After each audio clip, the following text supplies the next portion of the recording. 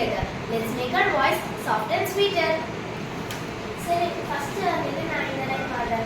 திருச்சி மண்ணல்லே பெரிய அன்மண்ணல்லே திருச்சி அன்மண்ணல்லே விட்டமுண்டல்லே. இந்த லைன் நான் பாடுறேன். நெக்ஸ்ட் நீ பாடு.